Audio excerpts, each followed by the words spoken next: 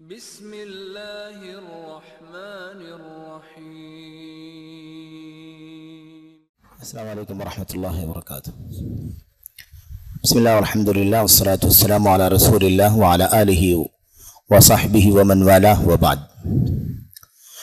آج 11 فروری 2024 جامع مسجد اہل حدیث وانمباڑی میں صوبائی جمعیت اہل حدیث تمل ناڈو اور پانڈیچری کے ناظم محترم فضیلت الشیخ عبدالواحد مدنی حفظہ اللہ کی سرپرستی میں آپ کے بیچ یہاں آج کے اس سالانہ اجتماع میں پروگرام میں آنے کا شرف حاصل ہوا ہے۔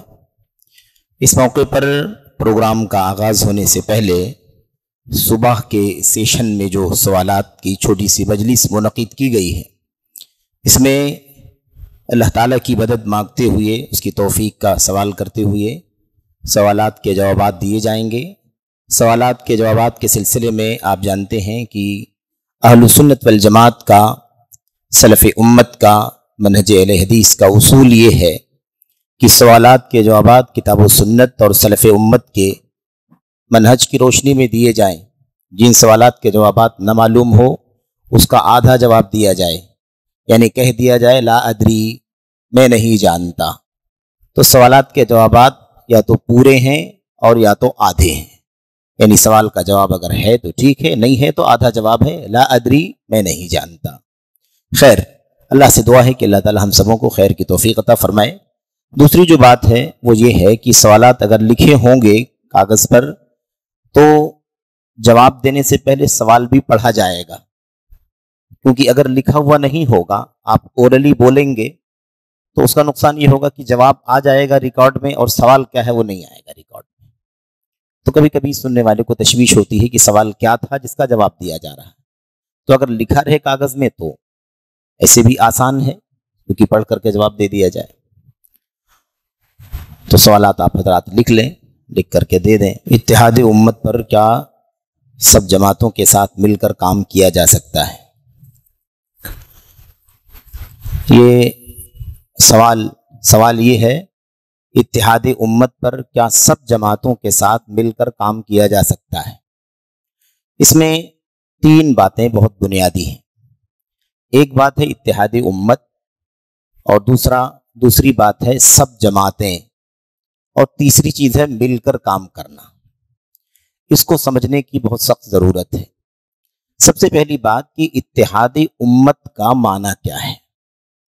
اتحاد امت میں سب سے جو بنیادی چیز ہے وہ یہ ہے کہ سب ایک راہ پر آ جائیں تو امت میں اتحاد ہوگا۔ الگ الگ نظریے، الگ الگ عقیدے، الگ الگ فکر کے ساتھ، الگ الگ رائے کے ساتھ کہیں اکٹھا ہو جائیں تو اس کو اتحاد نہیں کہا جاتا۔ جب تک فکر، عقیدہ، سوچ، نظریہ، راستہ ایک نہ ہو تب تک اسے اتحاد کہتے ہی نہیں۔ اگر ایسے اتحاد کو سمجھا جائے گا کہ ہر آدمی اپنے الگ الگ عقیدے پر رہے، الگ الگ نظریے پر رہے، الگ الگ سوچ پر رہے اور صرف ایک جگہ بیٹھ جائیں، جمع ہو جائیں، اس کو اتحاد کہتے ہیں۔ تو آپ سیاسی پارٹیوں کو دیکھ لیں سمجھنے کے لیے، مثال سیاسی پارٹیوں کو دیکھ لیں، ہر ایک الگ الگ نظریے کے ساتھ، ایک دوسرے کے دشمن ہیں، ایک دوسرے کے مخالف ہیں، لیکن سب اکٹھا بیٹھتے ہیں، تو کیا اس کو اتحاد کہا جائے گا؟ اتحاد نہیں کہا جائے گا۔ تو اتحاد اس وقت ہوتا ہے جب ہدف ایک ہو، ٹارگٹ ایک ہو، فکر ایک ہو، نظریہ ایک ہو، مشن ایک ہو، کوشش ایک ہو، تو اسے اتحاد کہا جاتا ہے۔ اگر ایک نہیں ہو، الگ الگ فکر اور رائے رکھنے والے اکٹھا ہو جائیں تو اس کو اتحاد نہیں کہتے ہیں، اسے بھیڑ کہتے ہیں۔ وہ بھیڑ ہے، وہ گیدرنگ ہے۔ اتحاد اس وقت ہوتا ہے جب آپ کی وہی سوچ ہے، میری وہی سوچ ہے، زید کی وہی سوچ ہے، عمر کی وہی سوچ ہے، ایک سوچ پر سب اکٹھا ہوں گے، ایک عمل پر سب اکٹھا ہوں گے تو اتحاد ہوگا۔ اب اتحاد امت کا اتحاد یعنی امت کا ایک ہو جانا، یعنی امت کا ایک عقیدے پر آ جانا، امت کا ایک راہ سنت پر آ جانا، امت کا راہ سلف پر آ جانا، یہ اتحاد امت ہے.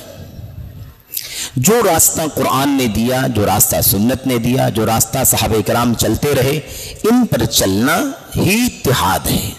اگر سب اسی پر چلیں گے تو امت میں اتحاد ہو جائے گا. اتحاد اور اتحاد کا اپوزٹ، اس کو سمجھنے کے لیے اسی دور میں پلٹ کر جانے کی ضرورت ہے. اسی دور میں قرآن کریم اترا، نبی کریم صلی اللہ علیہ وسلم کی حدیثیں آئیں، آپ نے شرح فرمائی، آپ کے صحابہ کرام نے سمجھا، سیکھا، عمل کیا. آپ بتائیے کہیں کوئی ٹکراؤ تھا؟ کہیں کوئی پارٹی تھی؟ کہیں کوئی فرقہ تھا؟ کہیں کوئی انتشار تھا؟ کچھ بھی نہیں تھا. ایک ہی تھے نا سب، اس لیے کہ سب قرآن، سب سنت، سب راہ صحابہ، ایک ہی پر سب چل رہے تھے. جب اس سے الگ ہوئے، کوئی نئی چیز نکال کر کے لائے تو اختلاف ہو گیا. ایک فرقہ نکلا خارجیت کا، خروج کرنے والا، جو سب سے پہلے اللہ کے نبی کو ہی کہنے لگا کہ آپ انصاف نہیں کر رہے. یہ پہلی بار امت میں اتحاد کے بجائے اختلاف کی شروعات ہوئی، اور یہ آگے بڑھے تو اختلاف کے بعد افتراق پر آ گئے، یعنی ایک پورا دھڑا بنا لیا. حضرت عمر بن خطاب، حضرت عثمان غنی، حضرت علی بن ابی طالب کی سیرت کا مطالعہ کرنے سے معلوم پڑتا ہے کہ یہ طبقہ اپنے طور پر کام کرتا رہا.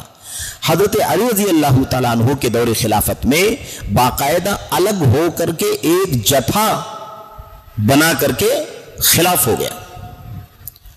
ہم امیر المومنین نہیں مانتے، ہم امیر المومنین نہیں مانتے. اگر کہیں گے بھی آپ کو تو امیر الکافرین کہیں گے، امیر المومنین نہیں کہیں. ایک فرقہ بن گیا. اب آج اسی ٹائم، اب تو بہت فرقے ہو گئے نا، ابھی ہم اتنا دور نہ آئیں، اسی دور میں دیکھیں جب یہ فرقہ وجود میں آیا تھا حضرت علی کے زمانے میں. اگر اس وقت کوئی یہ نعرہ بلند کرتا کہ اتحاد امت ہونا چاہیے تو کیا معنی رہتا بھائی؟ یہی نا کہ وہ جو بغاوت کر کے الگ ہو گئے ہیں وہ بھی اپنی بغاوت کی فکر سے توبہ کر کے امیر المومنین کے ساتھ جمع ہو جائیں، تبھی تو اتحاد ہوتا. اگر وہ اپنی خارجیت کی فکر لے کر کے حضرت علی کے پاس بیٹھ بھی جاتے، فکر نہیں بدلتے، تو کیا اتحاد ہوتا؟ اتحاد نہیں ہوتا. تو اتحاد صرف بھیڑ لگانے کا نام نہیں ہے، اتحاد نام ہے اس اصل مشن پر اکٹھا ہونے کا. یہ ایک غلط فہمی ہے. اتحاد، اجتماعیت، اتفاق، ان الفاظ کو سمجھنے میں کبھی کبھی گڑبڑی کر جاتے ہیں ہم. مسئلہ یہ ہے کہ اتحاد کا معنی ہوتا ہے حق پر ایک ہو جانا. سب آؤ اسی حق پر، میں بھی آؤں، آپ بھی آئیں، آپ بھی آئیں، آپ بھی آئیں. میری کوئی اور فکر ہے، میں اس کو چھوڑ کر اسی پر آ جاؤں جس پر قرآن ہے، نبی کے صحابہ ہیں، صحابہ اللہ کے نبی کی حدیثیں ہیں. آپ کی کوئی فکر آپ بھی چھوڑ کر اسی پر آ جائیں. تیسرے کی کوئی فکر وہ بھی چھوڑ کر کے آ جائے، چوتھی کی کوئی فکر وہ بھی چھوڑ کر کے آ جائے. جب سب اپنا اپنا چھوڑیں گے، اسی اصل راستے پر اکٹھا ہوں گے جو قرآن کا، سنت کا، صحابہ کا راستہ ہے، تو اتحاد ہو جائے گا. لیکن ہم اپنی راہ نہ بدلیں، خارجی خارجی رہے، رافضی رافضی رہے، صوفی صوفی رہے، بدعتی بدعتی رہے، قبر پرست قبر پرست رہے، عقل پرست اعتزالی معتزلی اپنی راہ پر چلتا رہے، صحابہ کو گالی دینے والا گالی دیتا رہے، نبی کی تنقیص کرنے والا تنقیص کرتا رہے، قرآن کریم میں کیڑے نکالنے والا کیڑے نکالتا رہے. لیکن ہم اکٹھا بیٹھ جائیں، ایک مجلس میں، ایک ہال میں گیدر ہو جائیں، تو کیا اتحاد ہو جائے گا؟ نہیں. یہ سمجھنا، تو اتحاد امت کا معنی سمجھنا ہے پہلے. دوسرا ہے کیا؟ جماعتوں کے ساتھ. اسلام میں جماعتیں ہے ہی نہیں. جماعت اسلام میں کیا ہے؟ جماعتیں نہیں ہیں، جماعت. ایک ہی جماعت اسلام کے اندر ہے، اس اصل راستے پر چلنے والی جو قرآن کا راستہ ہے، سنت کا راستہ ہے، صحابہ کا راستہ ہے. اس راستے پر جو چل رہا ہے نا، وہی جماعت. اس راستے سے ہٹنے والا میجورٹی میں ہو، مائنورٹی میں ہو، کم ہو، زیادہ ہو، عرب میں ہو، نان عرب میں ہو، وہ کبھی بھی جماعت نہیں کہلائے گا. اس حق پر جمنے والوں کو جماعت کہا جاتا ہے، چاہے وہ ایک ہی کیوں نہ ہو. اس کی ایک مثال میں آپ کو دیتا ہوں. آپ کا یہ شہر وارمباڑی ہے، یہ مسجد آپ کے یہاں پرسوں سے موجود ہے. اگر مسلمان سب نماز پڑھتے ہیں اس مسجد کے اندر، ٹھیک ہے، تو الحمدللہ سب نمازی ہیں، نماز پڑھ رہے ہیں. لیکن فرض کرو کہ اس میں نماز پڑھنے والے صرف اور صرف پورے شہر کے 100 لوگ ہیں، اور بقیہ 900 لوگ، 1000 لوگ اگر رہتے ہیں تو 900 لوگ نماز نہیں پڑھتے ہیں، تو بڑی تعداد نماز نہ پڑھنے والوں کی ہے اور 10% نماز پڑھنے والوں کی ہے، تو کیا 10% کو جماعت کہا جائے گا یا 90% کو جماعت کہا جائے گا؟ 90% لوگ نماز نہیں پڑھ رہے ہیں اور 10% لوگ نماز پڑھ رہے ہیں، یہ اتنے ہیں اور وہ اتنے ہیں، جماعت یہ چھوٹی والی ہے کہ جماعت تو بڑی والی ہے؟ بڑی تعداد کو جماعت نہیں کہتے ہیں، حق پر رہنے والوں کو جماعت کہتے ہیں۔ وہ 100 لوگ 10% وہ جماعت ہیں اور وہ 90% لوگ جو نماز نہیں پڑھتے وہ جماعت سے نکلے ہوئے ہیں۔ سمجھ گئے کہ نہیں سمجھ گئے؟ تو جماعت نام ہے حق پر جمنے کا، تو حق پر جمنے والے وہ جماعت ہیں، چاہے وہ تھوڑے ہوں زیادہ ہوں۔ عبداللہ ابن عباس، عبداللہ ابن مسعود رضی اللہ تعالیٰ عنہ نے کہا تھا اپنے شاگرد سے، الجماعت ما وافق الحق ولو كنت وحدک، جماعت وہ ہے جو حق کا ساتھ دے، جو حق پر جمی رہے، حق کے موافق ہو، ولو كنت وحدک، چاہے تم اکیلے کیوں نہ ہو۔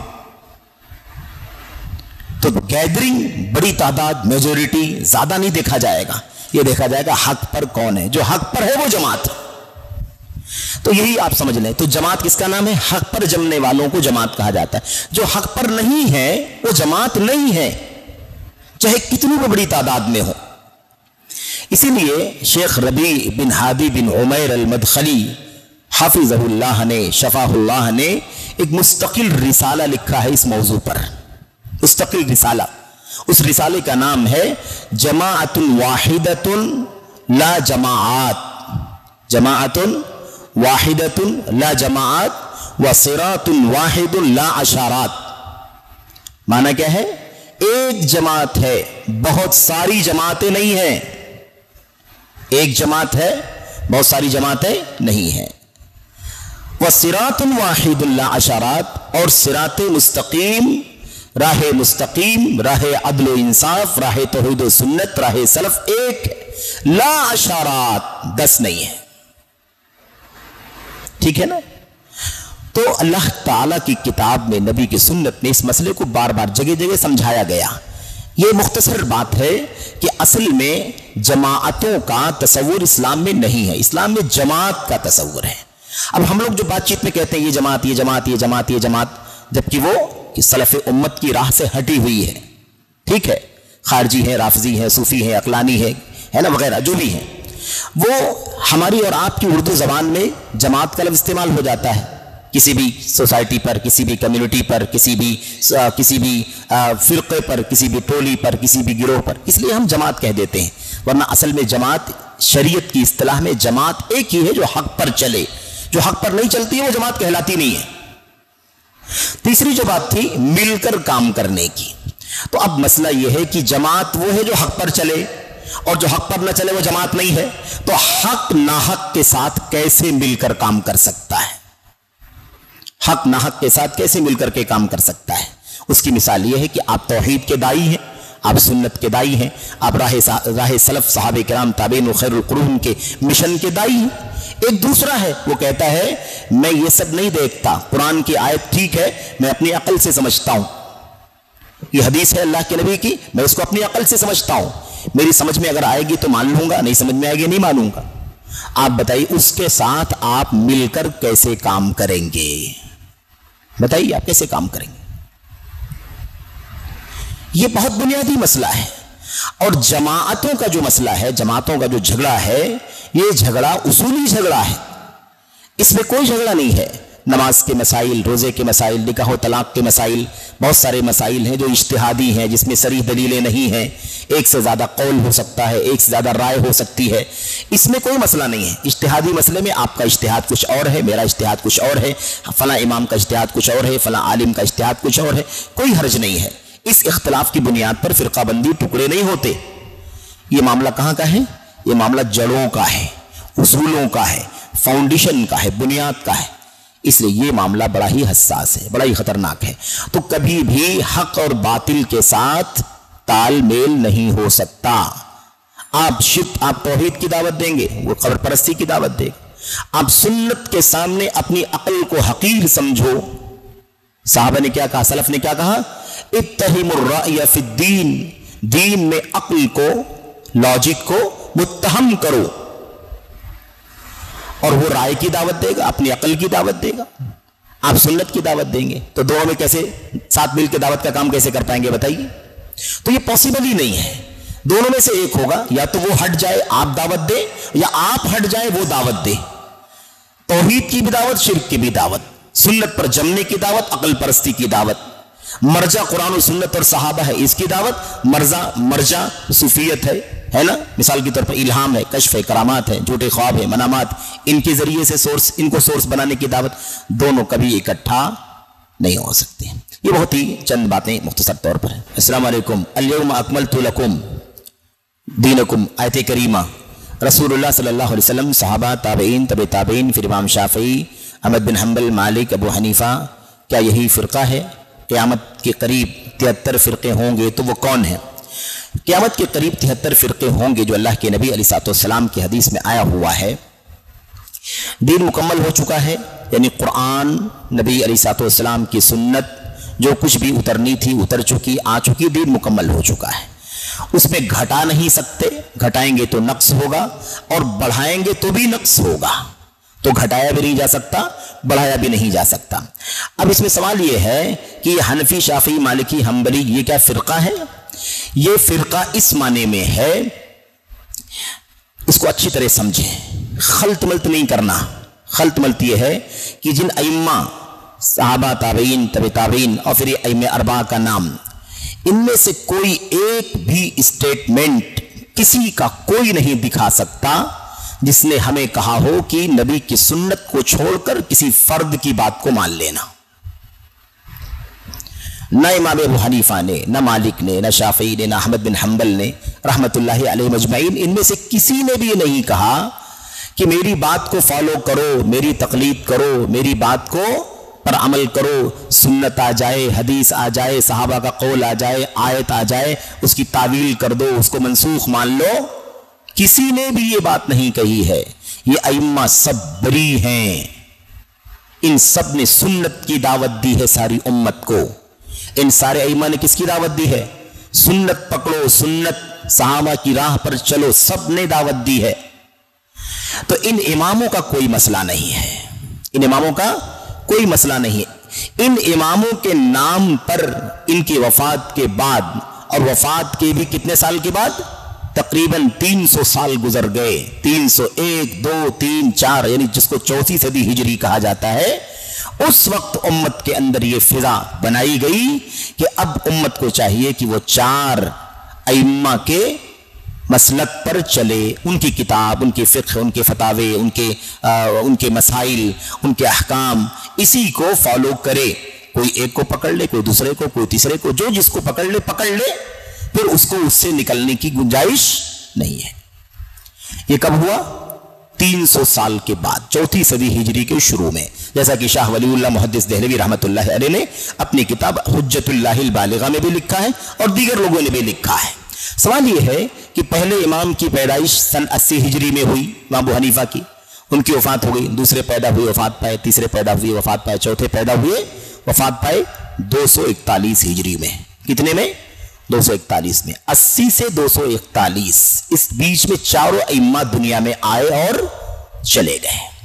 241 کے بعد 300 سال گزر گئے. 60 سال. امام شافعی نہیں, امام ابو حنیفہ, مالک نہیں, شافعی نہیں, امام احمد بن حنبل کی وفات کے بعد 60 سال گزر گئے. اس کے بعد یہ تقلید کی شروعات کی گئی. تقلید نہ تو ابو حنیفہ نے, نہ مالک نے, نہ شافعی نے, احمد بن حنبل نے, کسی نے بھی تقلید کی دعوت نہیں دی. بلکہ میرے پیچھے مت چلو, میری تقلید مت کرو, نہ مالک کی تقلید کرو, نہ شافعی کی تقلید کرو, نہ ثوری کی تقلید کرو, کسی کی تقلید مت کرو. جہاں سے انہوں نے علم لیا ہے, جہاں سے انہوں نے مسئلہ بتایا ہے, وہیں سے تم بھی مسئلہ بتلاؤ. وَخُذْ مِنْ حَيْثُ أَخَذُوا, تم بھی وہیں سے علم حاصل کرو. حلال, حرام, جائز, ناجائز, تم اس کا علم کہاں سے حاصل کرو؟ جہاں سے انہوں نے حاصل کیا. کہاں سے حاصل کیا ہے؟ اللہ کی کتاب سے, نبی کی سنت سے, صحابہ کرام کی زندگی سے انہوں نے علم حاصل کیا ہے. تو تم بھی وہیں سے حاصل کرو. تو ایک بات صاف ہے یہ ان اماموں کا اس میں کوئی دخل نہیں، کوئی قصور نہیں، بلکہ سب بری ہیں، سب نے برات کا اظہار کیا ہے۔ اب ان کی وفات کے بعد جو تقلید کی فضا بنا دی گئی اور کہا جانے لگا کہ کسی بھی شخص کے لیے جو کسی امام کو فالو کرتا ہے، اولاً تو ہر آدمی کو کسی نہ کسی امام کو ہی فالو کرنا ضروری ہے۔ یہ جو ذہن بنایا گیا بے دلیل بات ہے، بے دلیل بات، نہ قرآن نہ سنت نہ صحابہ نہ تابعین نہ ائمہ کسی نے یہ بات نہیں کہی اور کوئی کہہ بھی نہیں سکتا۔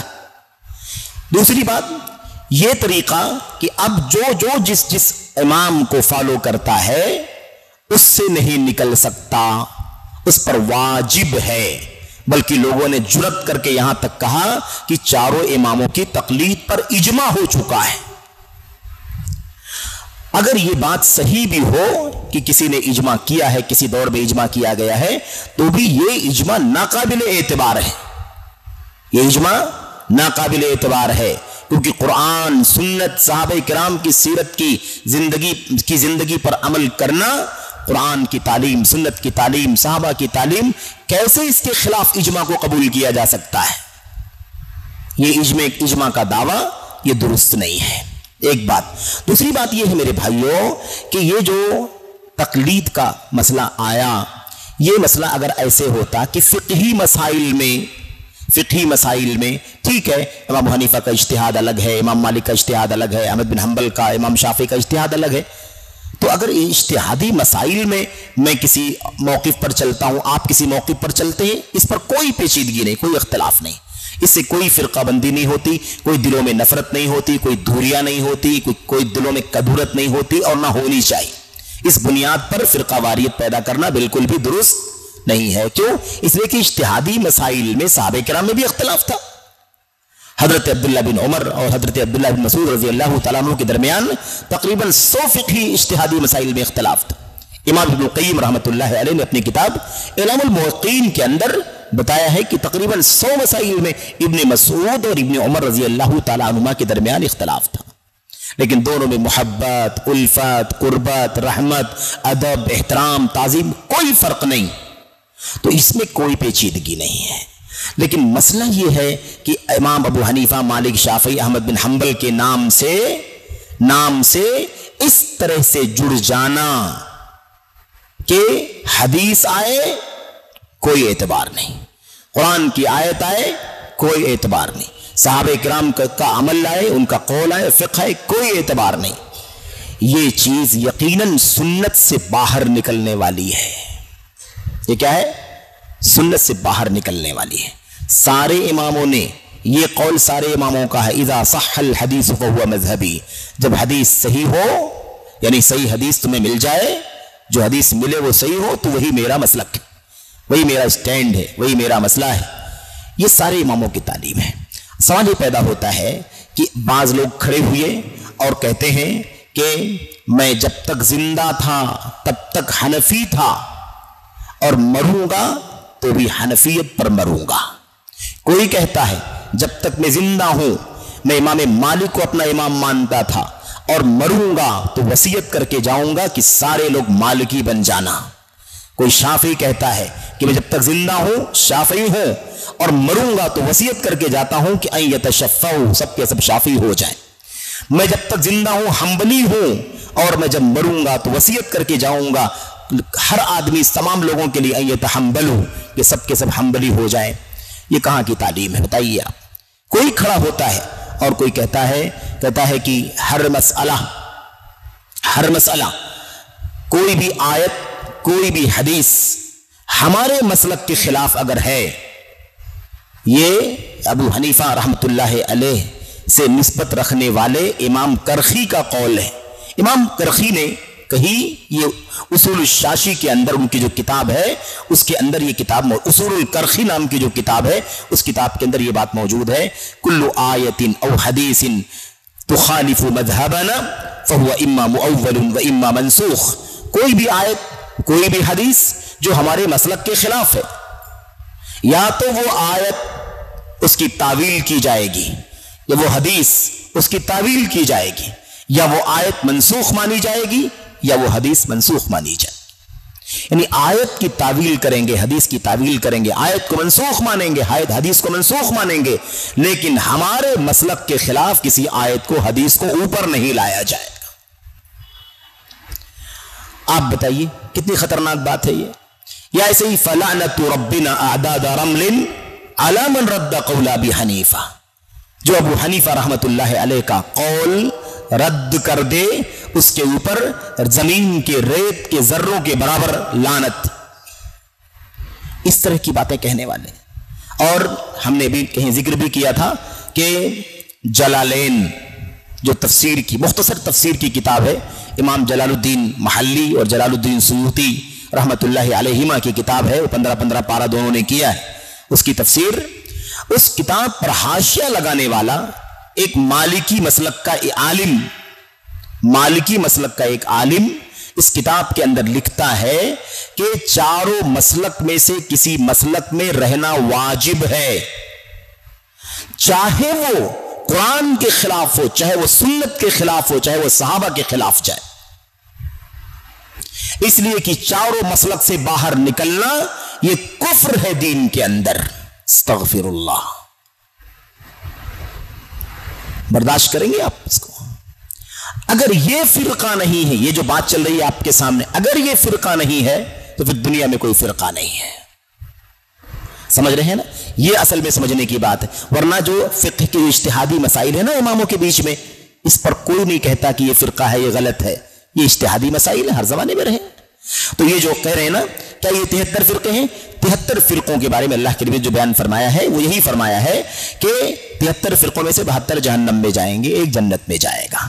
جو 72 جہنم میں جائیں گے اس کے بارے میں اللہ کے نبی نے کہا بھی نہیں ہے اور اس کا یہ معنی بھی نہیں ہے کہ وہ جہنم میں جائیں گے تو ہمیشہ ہمیش کے لیے چلے جائیں گے۔ نہیں، ایسا نہیں ہے کہ اس میں ہمیشہ ہمیش کے لیے جہنمی ہو جائیں گے۔ ہر ایک اپنے اپنے انحراف، اپنی اپنی ضلالت، اپنی اپنی حق سے دوری کے اعتبار سے جہنم کا مستحق ہوگا، اس کی سزا بھگتے گا اور پھر باہر نکالا جائے گا۔ اگر کسی کا انحراف، کسی کی گمراہی ایسی ہوگی کہ وہ کفر تک پہنچ جائے تو کفر تک پہنچنے کی جو سزا جہنم میں ملتی ہے ہمیشہ ہمیش والی، وہ ہمیشہ ہمیش والی سزا ملے گی اسے۔ لیکن ایسا نہیں ہے کہ 72 کے 72 فرقے ہمیشہ کے لیے جہنمی ہیں، ایسی کوئی بات نہیں ہے۔ یعنی وہ جہنم میں سزا پائیں گے، جہنم میں سزا پائیں گے ضلالت کے اعتبار سے، گمراہی کے اعتبار سے، اور پھر سزا بھگتنے کے بعد باہر نکلیں گے۔ اگر کسی کی گمراہی کفر کی حد تک پہنچ جائے گی تو وہ ہمیشہ ہمیش کے لیے جہنمی ہو جائے۔ یہ ہے اس کا مختصر طور پر تذکرہ۔ بسم اللہ الرحمن الرحیم۔ کیا کہا؟ السلام علیکم جماعت اہل حدیث اور جمعیت اہل حدیث کا فرق سمجھائیں۔ اچھا سوال ہے، اور بہت سارے شبہات، بہت سارے کنفیوژن، اس طرح کی باتیں لوگ کہہ کر کے پھیلاتے بھی ہیں۔ اس کی وضاحت یہ ہے کہ دیکھیے جماعت جو اہل حدیث ہے، یہ جماعت اہل حدیث تو اس وقت سے ہے جب سے اسلام ہے، جب سے حدیث ہے نبی کریم صلی اللہ علیہ وسلم کی۔ جماعت اہل حدیث کب سے ہے؟ جب سے اسلام ہے، جب سے قرآن ہے، جب سے نبی کی حدیث ہے، جب سے نبی کا فرمان ہے۔ غار حرا میں جو پہلی وحی آئی تھی نا، اقرأ بسم ربک الذی خلق، وہی سے اہل حدیث ہیں۔ کیونکہ حدیث کا معنی ہے قرآن بھی اور حدیث بھی، حدیث کا معنی ہے قرآن بھی اور حدیث بھی۔ اللہ تعالیٰ قرآن کریم میں فرماتا ہے اللہ نزل احسن الحدیث، اللہ تعالیٰ نے سب سے بہترین حدیث اتاری۔ کیا ہے وہ؟ قرآن کریم اور اللہ کے نبی صلی اللہ علیہ وسلم کی سنت جو اس کی تشریح ہے۔ تو اہل الحدیث، جماعت اہل الحدیث جو ہے نا، یہ جب سے اسلام ہے تب سے ہے۔ جمعیت اہل حدیث جو ہے وہ ملک کے اندر، وطن عزیز بر صغیر کے اندر جو ہمارا یہ ملک وطن ہے، جو متحدہ ہندوستان تھا، بعد میں بٹوارا ہو گیا، 47 میں استقلال ہوا، لیکن 1906 میں جمعیت اہل حدیث کی بنیاد قائم ہوئی، اور اس کا نام پہلے آل انڈیا اہل حدیث کانفرنس تھا، اور بعد میں اس کا نام جمعیت اہل حدیث یا مرکزی جمعیت اہل حدیث کا نام رکھا گیا۔ تو یہ جو جمعیت اہل حدیث ہے، اس کا مشن وہی جماعت اہل حدیث کا ہی مشن ہے، مشن میں کوئی فرق نہیں ہے۔ لیکن ملک میں رہنے کے لیے ہمارے ملک کا ایک آئین ہے، ایک دستور ہے، ایک قانون ہے۔ کوئی بھی جمعیت، جماعت، کوئی سوسائٹی، کمیٹی ہے نا، اگر کوئی کچھ کام کرنا چاہتا ہے، کوئی سرگرمی کرنا چاہتا ہے، ایکٹیویٹیز، تو گورنمنٹ کے قانون کے حساب سے اس ٹرسٹ کا رجسٹریشن ہونا چاہیے. اس کا کیا ہونا چاہیے؟ رجسٹریشن ہونا چاہیے. اس اعتبار سے 1906 میں ملک کے اندر جمعیت اہل حدیث کے نام سے اس کا رجسٹریشن ہوا. یہ ہے دونوں میں فرق. لیکن اب کوئی کہے کہ جمعیت اہل حدیث تو 1906 سے ہے، 1906 سے پہلے نہیں تھی، تو وہ جمعیت کا رجسٹریشن نہیں تھا اس وطن کے اندر، لیکن مشن، کام، دعوت ہے نا، اور پورا جو سیٹ اپ اور نیٹ ورک ہے وہ الحمدللہ جب سے حدیث ہے تب سے ہے. کوئی کہے اہل حدیث تب سے ہے تو اس کا جواب یہ ہے کہ اہل حدیث تب سے ہے، حدیث جب سے ہے. جب سے حدیث ہے تب سے اہل حدیث ہیں. جمعیت کی جہاں تک بات ہے تو وہ الگ الگ جگہ فاؤنڈ ہو سکتی ہے. کوئی آپ کی وانم باڑی کے بارے میں بولے کہ بھائی آپ لوگ ابھی تک نہیں تھے، اب جمعیت اہل حدیث وانم باڑی تو ابھی 4 سال کی پیداوار ہے، تو آپ اس کو کیا جواب دیں گے؟ یہی بولیں گے بھائی وہ یہاں کے حساب سے فاؤنڈ کی گئی ہے، یہاں کی کمیٹی کا فاؤنڈیشن 4 سال پہلے ہوا ہے سپوز، لیکن اہل حدیث کا مشن کیا 4 سال پہلے سے ہے؟ زمانے سے ہے، عرصے سے ہے، جب سے اللہ کے نبی علیہ السلام کو بھیجا گیا تب سے یہ مشن. تو یہ فرق ہے جمعیت اہل حدیث اور جماعت اہل حدیث میں. اچھا، اسی لیے بہت سارے لوگ کہتے ہیں کہ بھئی یہ آپ تو ابھی آپ کو 100 سال نہیں ہوئے، آپ کو 150 سال نہیں ہوئے، 150 سال پہلے آپ کی کوئی قبر نہیں ملے گی، آپ کی کوئی مسجد نہیں ملے گی. تو ان بھائیوں کو سمجھانا ہے پیار سے. دیکھو ایسا نہیں ہے کہ کوئی آدمی آپ سے نفرت ہی کرتا ہے، آدمی کو علم نہیں ہوتا ہے، اور آدمی جس چیز کو نہیں جانتا ہے اس سے نفرت ہی کرتا ہے. جس چیز کا علم نہیں ہوتا اس سے آدمی کیا کرتا ہے؟ نفرت کرتا ہے، اسے اجنبیت محسوس کرتا ہے. تو ایسے بھائیوں کو پیار سے سمجھانا ہے کہ دیکھو جماعت اہل حدیث ایک مشن ہے، قرآن کا، سنت کا، صحابہ کرام کا مشن ہے. اہل حدیث نام یہ نیا نام نہیں ہے، یہ خیر القرون کا نام ہے. صحابہ کے بیچ میں حدیث کا، اصحاب حدیث کا، صاحب حدیث کا لفظ موجود ہے. تابعین کے دور میں حدیث، صحاب حدیث، اصحاب الحدیث، اہل الحدیث کا نام موجود ہے. یہ کوئی نیا نام نہیں ہے، یہ کوئی 1906 کا نام نہیں ہے، بلکہ یہ لفظ بہت پہلے سے موجود ہے. صحابہ کرام کی زندگی میں، تابعین کی زندگی میں، تبع تابعین کی زندگی میں، اور اس کے بعد اگر آپ دیکھتے چلے جائیں تو آپ کو ہر زمانے میں الحدیث کا لفظ ملے گا. اس لیے غلط فہمی نہیں ہونی چاہیے. ایک سوال ہمارے سامنے ہے. السلام علیکم، تبلیغی جماعت صرف مسلمانوں کی اصلاح کرتے ہیں، غیر مسلموں کو دعوت دین کیوں نہیں کرتے؟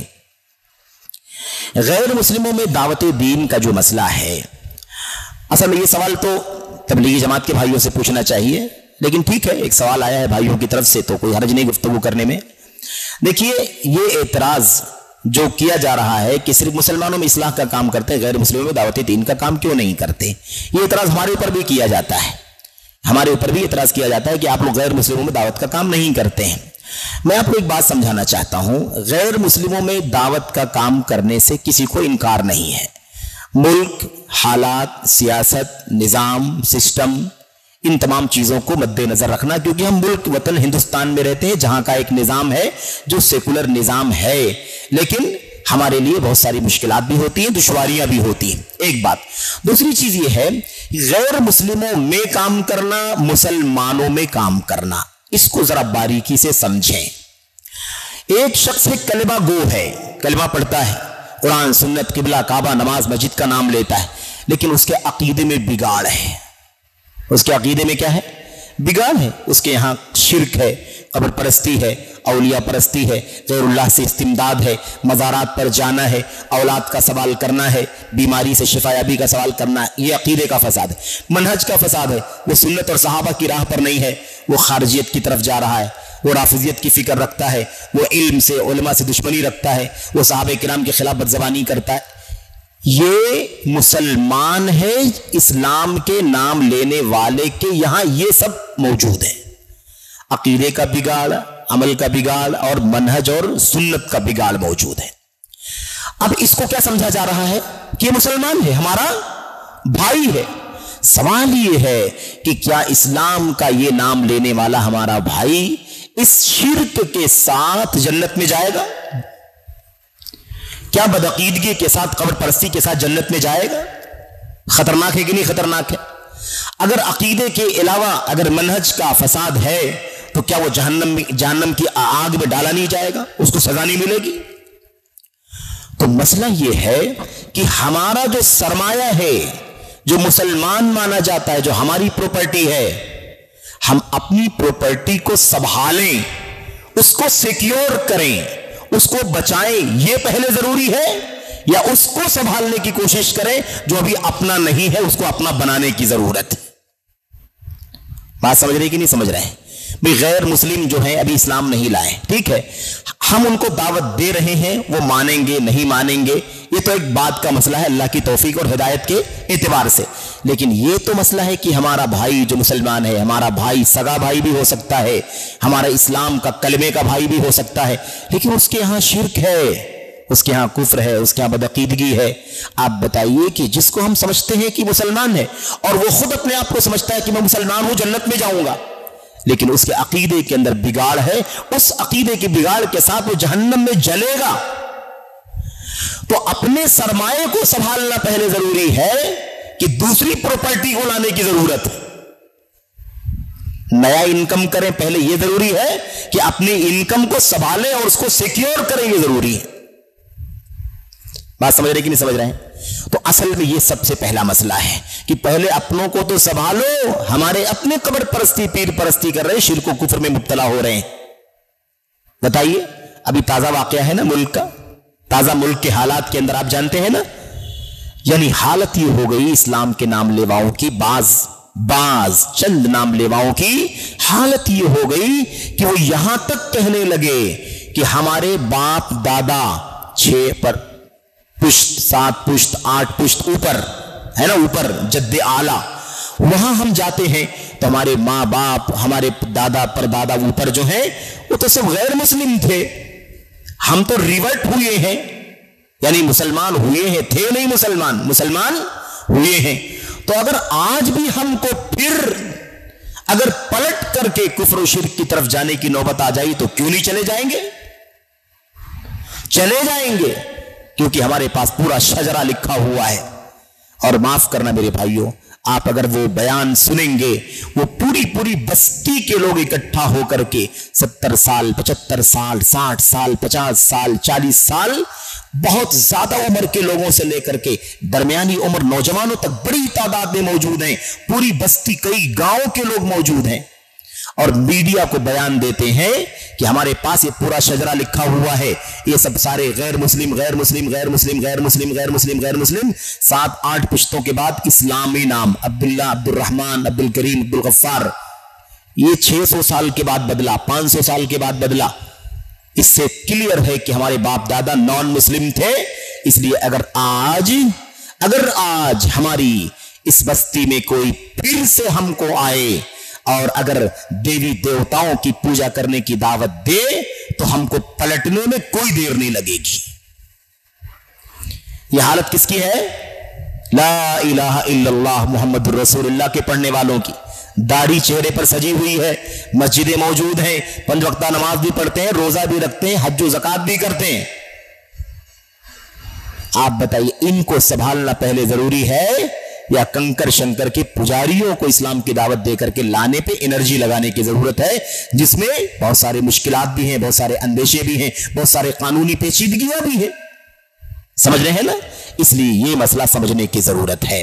تو خیر ہمیں اس سے انکار نہیں ہے، بلا شبہ غیر مسلموں کو دعوت دینی چاہیے، لیکن غیر مسلموں کو دعوت دینے کے سلسلے میں جو ملک کے آئین اور قانون میں پیچیدگیاں ہیں، مشکلات ہیں، اس کو سامنے رکھنا ضروری ہے۔ اور وہ تو مشکل ہے، جتنا مشکل آسان لگے اتنا کر سکتے ہیں تو قانون کے حساب سے اسلام کو نقصان نہ پہنچے، مسلمانوں کو نقصان نہ پہنچے، اسلام کے ساتھ کوئی چیز نہ جوڑ دی جائے، فتنے نہ آ جائیں، آزمائشیں نہ آ جائیں، اس سے بچتے ہوئے اگر آپ کر سکتے ہیں تو کریں۔ لیکن فتنہ مول لے لیں، فتنہ آ جائے، آزمائش میں آپ پڑ جائیں اور آپ کی اپنوں کے بیچ کی دعوت متاثر ہو جائے تو ایسا کام کرنے کی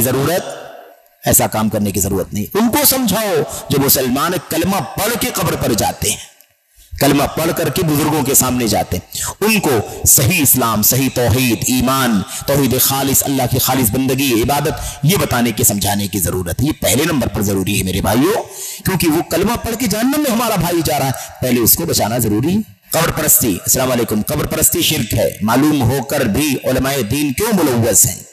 कब्र परस्ती शिर्क है, इसमें कोई शक नहीं है। कब्र परस्ती शिर्क है, इसमें कोई शक नहीं है।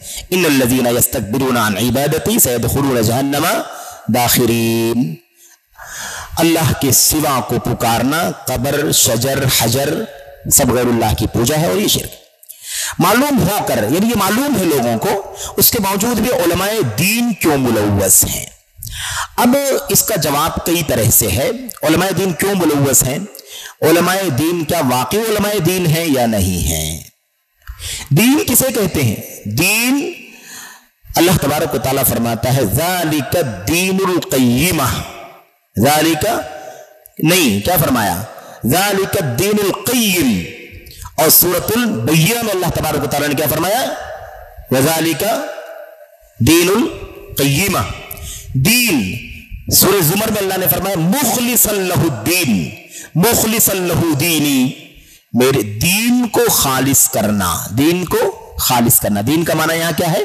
दीन का माना यहां इबादत है, इबादत को खालिस करना, तौहीद को खालिस करना, अल्लाह तबारक व तआला की सच्ची वहदानियत को अल्लाह के लिए खालिस करना, यह दीन है। क्या इन उलमा को सही मानों में अल्लाह तबारक व तआला की तौहीद का पता है?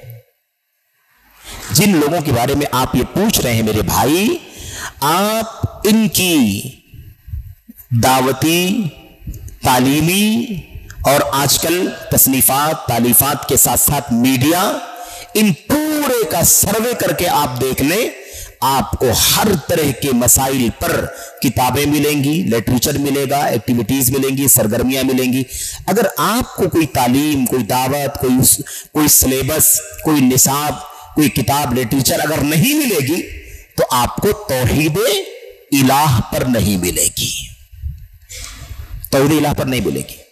और ये मौजू, ये मौका उसका नहीं है कि तफसील में जाए, वरना इसमें कोई शक नहीं है कि ऐसे बहुत सारे फिरकों के उलमा हैं जिनके अकायद में यकीनन शिर्क मौजूद है, कब्र परस्ती मौजूद है, कब्रों पर जाकर के मुराकबा करने वाले वाकयात खुल्लम खुल्ला किताबों के अंदर मौजूद है, कदीम भी और करीब भी, माजी करीब के अंदर भी। जो अभी जल्दी चंद सालों पहले वफात पाने वाले चंद उलमा हैं, ऐसे लोगों के यहां भी अगर आप उनकी सीरत को पढ़े तो आपको मिलेगा कि वो रायपुर में किसी बुजुर्ग की कब्र पर जाकर के मुराकबा किया करते थे, कश्फ होता था और वहां से फैज हासिल करते थे। और बहरहाल ये तो बहुत मारूफ मौजू है मेरे भाइयों कि बहुत सारे उलमा कि यहां शिर्क और कब्र परस्ती मौजूद है। तो इसकी वजह यही है कि वो सही मानों में तौहीद का इल्म नहीं रखते हैं, सही मानों में तौहीद खालिस का इल्म नहीं रखते। तौहीद खालिस का इल्म अगर होता, काश अगर तौहीद खालिस का इल्म होता तो ये काम नहीं करते। इसी तरह के मौके पर अक्सर मैं जिक्र करता हूं मेरे भाइयों कि पूरी दुनिया में इस्लाम के नाम लेवा जितने भी हैं, उन सब में वाहिद जमात अहले हदीस है जिसे ये शर्फ हासिल अल्लाह की तरफ से कि उनके यहां अपनी दावत में, तालीम में सबसे पहले नंबर पर अगर कोई चीज होती है तो अल्लाह की तौहीद खालिस की दावत होती है, तालीम होती है।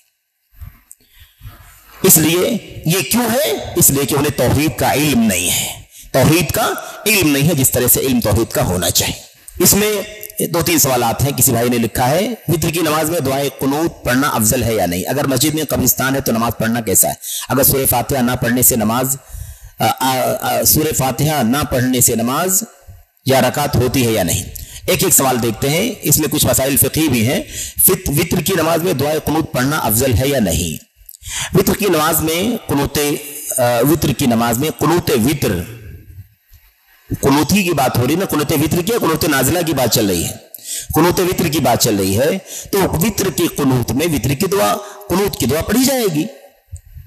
कुनूते वित्र में, नमाज वित्र में जो दुआए कुनूत अल्लाह के नबी ने सिखलाई है हजरत हसन रज़ी अल्लाह तआला अन्हु को, वो दुआ पढ़ी जाएगी। अब इसमें थोड़ा सा इख्तिलाफ है उलमा का कि रमजान में क्या पूरे रमजान पढ़ा जाए या रमजान में कभी पढ़ा जाए कभी ना पढ़ा जाए, तो उसकी एक तफसील है। बाज़ रिवायतों से पता चलता है कि 15 तारीख के बाद यानी आधा महीना गुजर जाने के बाद सहाबे किराम नहीं पढ़ते थे, है ना, शुरू में पढ़ते थे बाद में नहीं पढ़ते थे, या गालिबन बाद में पढ़ते थे पहले नहीं पढ़ते थे, थोड़ा सा मुझे इश्तिबाह है, या ऐसे ही बहरहाल कई एक सलफ के अक़वाल हैं।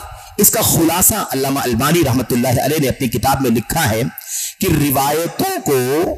रिवायतों को जमा करने के बाद जो रिजल्ट निकलता है, नतीजा निकलता है, वो ये निकलता है कि हमेशा कुनूत की दुआ पढ़ने का एहतिमाम करना अल्लाह के नबी अलैहिस्सलाम की सुन्नत से साबित नहीं है। हमेशा दुआ पढ़ने का एहतिमाम अल्लाह के नबी की सुन्नत में साबित नहीं है। यानी माना क्या है इसका? हदीसों को जमा करने से पता चलता है कि अल्लाह के नबी कभी पढ़ते थे और कभी नहीं भी पढ़ते थे, तो कोई हर्ज नहीं है, कभी कभी छोड़ भी देना चाहिए, लेकिन असल पढ़ना ही है। असल क्या है? असल पढ़ना है, क्योंकि दुआ अल्लाह के नबी ने बाकायदा कुनूत की दुआ पूछी थी हजरत हसन बिन अली ने रज़ी अल्लाह तआला अन्हुमा ने, तो अल्लाह के नबी ने दुआ सिखलाई थी। इसका मतलब दुआ है उस जगह पर दुआ है, इसलिए अल्लाह के नबी ने सिखाई। लेकिन पढ़ने के मामले में कभी कभी छोड़ भी देना चाहिए, यह अल्लामा अलबानी रहमतुल्लाह अलैह ने इसका खुलासा बयान किया कि रिवायतों का नतीजा यह निकलता है। अगर मस्जिद में कब्रिस्तान है तो नमाज पढ़ना सही नहीं है। मैं ये नहीं कहता कि वो शिर्क है, कब्र परस्ती है, लेकिन शिर्क का वसीला और जरिया जरूर है। अगर कोई मस्जिद में आकर के नमाज अल्लाह के लिए पढ़ता है लेकिन मस्जिद में कब्र है, तो अगर कब्र के लिए नमाज नहीं पढ़ता, कब्र वाले के लिए नमाज नहीं पढ़ता है, तो मुशरिक नहीं है वो, लेकिन शिर्क का वसीला जरूर है, शिर्क का जरिया जरूर है। अल्लाह के नबी अलैहिस्सलाम ने फरमाया था, अल्लाहुम्मा ला तजअल कब्री वसनन युअबद, अल्लाह मेरी कब्र को बुत न बनाना कि उसकी पूजा की जाए। ला तजअलू बुयूतकुम कुबूरा, है ना, अपने घरों को कब्रिस्तान न बनाओ। अल्लाह के नबी अलैहिस्सलाम की हदीसें बतलाती हैं, जो दोनों हदीसें हैं और भी हदीसें हैं, इसे पता चलता है कि कब्रों पर कब्रों के दाएं बाएं आगे पीछे उसके आंगन में उसके दामन में कहीं भी इबादत करना दुरुस्त नहीं है। यह शिर्क का जरिया है। अगर उसकी पूजा नहीं हो रही है तो वहां पर अल्लाह ताला की इबादत करना शिर्क तक पहुंचने का जरिया है और इससे बचना जरूरी है। अगर सूरह फातिहा ना पढ़ने से सूरह फातिहा पढ़ने से रकात नमाज होती है कि नहीं होती है? साफ बात है अल्लाह के नबी की हदीस की रोशनी में कि जहां सूरह फातिहा नहीं पढ़ी गई वहां रकात नहीं होगी, नमाज नहीं होगी, सिवाय उस हालत के जो उज्र की हालत है, मसबूक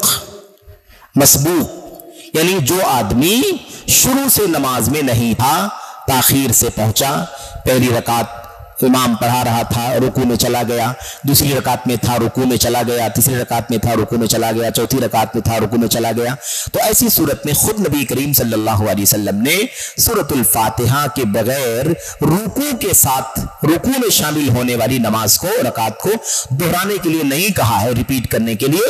इससे उलमा ने मसला मुस्तम्मत किया है कि उसकी रकात हो जाएगी। और दूसरी राय यह भी है कि सूरह फातिहा नहीं पढ़ा तो रकात नहीं होगी, ला सलाता लिमन लम यक़रा बिफ़ातिहतिल किताब, तो सूरह फातिहा नहीं पढ़ा उसकी नमाज नहीं होगी। इस हदीस की बुनियाद पर एक दूसरा कौल अल्हम्दुलिल्लाह उलमा का मौजूद है कि सूरह फातिहा नहीं पढ़ी गई इसलिए रकात नहीं होगी। दोनों राय हैं, इसमें जो ज्यादा करीब राय है, यानी राय का मतलब अपनी राय नहीं, यानी मौकिफ दलीलों की रोशनी में जो चीज बाहर निकल करके आती है, मोतबर कौल राजे कौल जो है वो यही है कि सूरह फातिहा अगर किसी आदमी ने लेट होने की वजह से रुकू मिला और अच्छे से मिला, यानी रुकू में शामिल हुआ, कमर पीठ जैसे रुकू में होती है बिल्कुल सीधी करके वो रकात में नमाज में शामिल हो गया और उसके बाद इमाम के साथ बकिया नमाज पढ़ी, तो ऐसी सूरत में जो उसकी सूरह फातिहा छूट गई है, इस छूटी हुई सूरह फातिहा से उसकी रकात मुकम्मल मानी जाएगी, उसकी रकात को नामुकम्मल नहीं माना जाएगा। ये ज्यादा राजे है। राजे होने की वजह क्या है? राजे होने की वजह है सहाबे किराम रिजवानुल्लाही ताला अलैहिम अजमईन की फिक्र और उनकी समझ, उनका अमल। अब्दुल्लाह इब्न मसूद रजी अल्लाह ताला अन्हु ने नमाज पढ़ी और आपके साथ एक और साथी ने नमाज पढ़ी, इमामत हो रही है, जमात खड़ी है, इमाम नमाज पढ़ा रहा है, इब्ने मसूद रजी अल्लाह तआला अन्हु और उनके एक साथी, ये दोनों आए नमाज में शामिल हो गए। शामिल हुए तो इमाम रुकू में चला गया, यानी क़याम नहीं मिला, जो सूरतुल फातिहा की जगह है वो क़याम उन्हें नहीं मिला। अब सलाम फेरने का टाइम आ गया, पहली रकात थी वो, क़याम छूट गया, रुकू से शामिल हो गए। जब सलाम फेरने का टाइम आया, इमाम ने कहा अस्सलाम वालेकुम वरहमतुल्लाह, अस्सलाम वालेकुम वरहमतुल्लाह। इमाम के साथ में इब्ने मसूद रजी अल्लाह तआला अन्हु ने सलाम फेर दिया और उनके जो साथी से थे वो खड़े होने लगे। ये सब शेख साहब बैठे हुए हैं, खड़े होने लगे तो इब्ने मसूद ने सलाम फेर कर फौरन इनको रोका, बिठा दिया, खड़े नहीं होने दिया। सलाम फेरा इन्होंने तो उनको समझाया, कहा ऐसा है कि रकात हो गई, कहा तुमको अलग से इस रकात को पूरा करने की जरूरत नहीं है, आपकी रकात हो गई। अब यहां पर इब्ने मसूद रजी अल्लाह तआला अन्हु का बाकायदा अपने साथी को रकात पूरी करने से रोकना और बिठा देना और इसके बाद कहना कि रकात तुम्हारी हो चुकी है, ये इस बात की दलील है कि सहाबे किराम ने ला सलात लिमन लम यक़रा बिफ़ातिहातिल किताब की हदीस को जानने के बावजूद जिसका क़याम छूट जाए, रुकू मिले, उसके बारे में सहाबे किराम का यही अकीदा था कि उसकी रकात हो जाती है। इसमें ज्यादा करीबी राय यही है, ज्यादा मौकिफ राजिह मौकिफ इंशाअल्लाह यही है। अलबत्ता कोई अगर पूरा करता है तो करे, ऐसा नहीं कि पूरा करना मना है, बिल्कुल वो औला है, वो अफजल है, वो असल है, लेकिन बिल्कुल गुंजाइश है कि कोई आदमी सूरतुल फातिहा के बगैर सिर्फ रुकू से नमाज में शामिल हुआ है तो उसकी रकात हो गई है, इंशाअल्लाह उसकी नमाज मुकम्मल है। हाज़ा मा इंदी वल्लाहु आलम बिस्सवाब। तदफीन के बाद इज्तिमाई दुआ की शरई हैसियत क्या है? तदफीन के बाद इज्तिमाई दुआ की शरई हैसियत, देखिए कोई दलील नहीं है, फीमा आलम, एक छोटे इल्म के एतबार से हमें इसका हमारे पास इसकी कोई दलील नहीं है। यानी हमने जो किताबें पढ़ रहे हैं हम अल्हम्दुलिल्लाह उन किताबों में कोई ऐसी दलील नहीं मिली कि तदफीन के बाद लोग जमा होकर के इकट्ठा होकर के दुआ करें, इज्तिमाई दुआ, और ऐसी कोई वजाहत भी नहीं मिलती है कि सबको अलग अलग ही करना है। रिवायत में क्या है, अल्लाह के नबी सल्लल्लाहु अलैहि वसल्लम ने फरमाया, इस्तगफिरू लि अखीकुम वस्अलू लहु तस्बीत फइन्नहुल आना युसअल। ऐ लोगों, साथियों, अपने भाई के लिए अल्लाह से मग़फ़िरत का सवाल करो और अल्लाह ताला से साबित कदमी की, इसके लिए साबित कदमी की दुआ करो, क्योंकि अभी इससे सवाल किया जाएगा। दफन करने के बाद हटेंगे, मुनकर नकीर सवाल करेंगे। तो अल्लाह के नबी ने क्या फरमाया, इस्तगफिरू वस्अलू लहु तस्बीत, क्या करो, मग़फ़िरत की दुआ करो और साबित कदमी की दुआ करो। आपने जमा का सेगा इस्तेमाल किया है, लेकिन जमा का सेगा इस्तेमाल करने से यह लाजिम नहीं आता है कि इज्तिमाई तौर पर दुआ की जाए। अच्छा, अब इस सिलसिले में जो चीज मतलब यानी रवाज में है वो आम तौर पर यही है कि लोग इज्तिमाई दुआ करते हैं। ज्यादा औला और बेहतर यही लगता है कि हर आदमी मुर्दे के लिए, वफात पाने वाले के लिए मग़फ़िरत की दुआ कर ले। अल्लाहुम्मा अग़फ़िर लहू, अल्लाहुम्मा अग़फ़िर लहू, अल्लाहुम्मा अग़फ़िर लहू, अल्लाहुम्मा सब्बितहू, अल्लाहुम्मा सब्बितहू, अल्लाहुम्मा सब्बितहू बिल क़ौलि साबित फ़िल हयाति दुनिया व फ़िल आखिरह।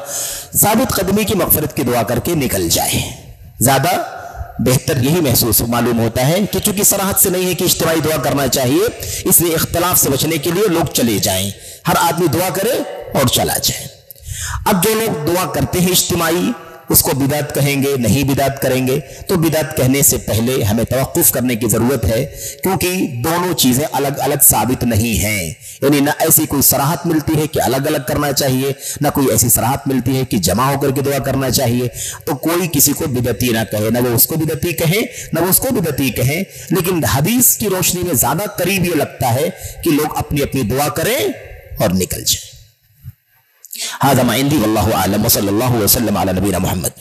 मिलादुन नबी के नाम जलसे में, मिलादुन नबी के नाम से जलसे में दावत का खाना कैसा है? इसी तरह सीरतुन नबी के नाम के जलसे में दावत का खाना कैसा है?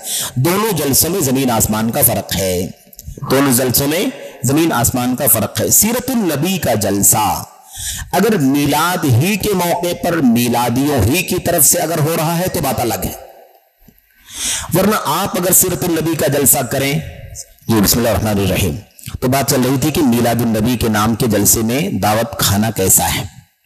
सीरत नबी के नाम के जलसे में दावत खाना कैसा है। तो बात ये चल रही थी कि देखिए मिलादुन नबी पर कोई जश्न मनाना या इस मौके पर कुछ कार्यक्रम करना, ऐसी कोई चीज अल्लाह के नबी अलैहिस्सलाम की सुन्नत में, सहाबे किराम की जिंदगी में, उनके बाद खैरुल कुरून और बाद के अदवार में कभी भी कोई चीज हमारे सामने नहीं है। नबी करीम सल्लल्लाहु अलैहि वसल्लम की मीलाद, आपकी पैदाइश पर जश्न मनाना अगर ये दुरुस्त होता, सही होता, तो सबसे पहले अल्लाह अपने नबी की पैदाइश पर जश्न मनाने की तालीम देता। अल्लाह के नबी खुद अपने बारे में खुशी मनाते। अल्लाह के नबी के सहाबा से ज्यादा अल्लाह के नबी से मोहब्बत करने वाला दुनिया में कोई नहीं है। वो अल्लाह के नबी की पैदाइश पर खुशी मनाते, जश्न मनाते। इसलिए ईद मिलादुन नबी या मिलादुन नबी के नाम से जो कुछ प्रोग्राम चलते हैं और ईद मिलाद के नाम पर चलते हैं, ये बिलाशुबा बिदअत है। ईद मिलादुन नबी बिदअत है। उस पर जलसे जुलूस करना और ये कहना कि अल्लाह के नबी की सीरत बयान करना गलत है, इस तरह की बातें करना ये दुरुस्त नहीं है। अल्लाह के नबी की सीरत सिर्फ आपकी पैदाइश की तारीख के मौके पर ही करना नहीं है। अल्लाह के नबी की सीरत सुबह शाम जिंदगी भर एक मोमिन का, एक मुसलमान का सेवा होना चाहिए। हमेशा नबी की जिंदगी, नबी की सीरत, नबी का उसवा। और जो लोग इस तरह की बात करते हैं उनकी जिंदगी में नबी का अकीदा नहीं, उनकी जिंदगी में नबी का तरीका नहीं, उनकी जिंदगी में नबी अलैहिस्सलाम की सीरत का वो गोशा नहीं जो होना चाहिए। चंद चीजों को उन्होंने अल्लाह के नबी से मोहब्बत का सबसे बड़ा जरिया समझ रखा है। तो इन जलसों में जाना, शिरकत करना, वहां की दावत खाना, ये सब गलत का सपोर्ट करना है, बातिल का सपोर्ट करना है। हमें बातिल का सपोर्ट करने से बचने की जरूरत है। इससे हमारे अकीदे बिगड़ते हैं, हमारी सुन्नत जाती है और हम बिदअत की राहों पर ढल जाते हैं। और अगर आदमी ना संभाल ले अपने आप को सुन्नत की राह पर, तो खतरा है कि शैतान उसके दिल में बिदअत का कोई शुबहा डाल दे और फिर वो शुबहा आदमी की मौत तो हो जाए, लेकिन वो शुबहा उसके दिल से बाहर ना निकले। इसलिए इससे बचने की जरूरत है। नहीं खाना चाहिए, नहीं जाना चाहिए। उसके बाद हमारे सामने एक पर्ची में कई एक सवाल आते, 3-4 सवाल। नंबर 1, मौदूदियत का कुछ गलतियों का तस्करा, यानी गोया कि मौलाना मौदूदी साहब की कुछ गलतियों का तस्करा। एक लंबी फहरिस्त गलतियों की, मैं सिर्फ सुर्खी बताता हूं आपको, हेडिंग सिर्फ और सिर्फ क्या है, सुर्खी। सबसे जो पहला मसला है मौदूदी साहब की गलतियों के जिम्न में, वो ये है कि मौलाना मौदूदी साहब अकल परस्त थे। अकल परस्त, अपनी लॉजिक को, अपनी दानिश्वरी को, अपनी अकल को सबसे ऊंचा समझते थे। और कुरान करीम की तफसीर उन्होंने लिखी तफहीमुल कुरान के नाम से। इस तफसीर में कुरान की आयतों से तफसीर, हदीसों से तफसीर, सहाबा ताबईन की अक़वाल से तफसीर बहुत महदूद है, मामूली है। अपनी अकल, अपनी लॉजिक, अपनी दानिश्वरी के जरिए से इन्होंने तफसीर की है। यही वजह है कि मौलाना मौदूदी साहब ने अल्लाह तबारक व तआला के अस्मा व सिफात की तावील की, अल्लाह के हाथ की तावील की, अल्लाह के चेहरे की तावील की, अल्लाह की पिड़ली की तावील की, अल्लाह के आंख की तावील की, अल्लाह के सुनने की तावील की, तावील किया, मनमानी अपनी अकल से उसका माना निकाला। अल्लाह ताला के अर्श की तावील की। समझ रहे? नंबर 1 तो अकल परस्ती है, सबसे बुनियादी चीज है। दूसरी चीज, अल्लाह के नबी अलैहिस्सलाम की हदीसों के जखीरे में सबसे ज्यादा मोतबर जखीरा इमाम बुखारी रहमतुल्लाह अलैह की किताब सही बुखारी का है।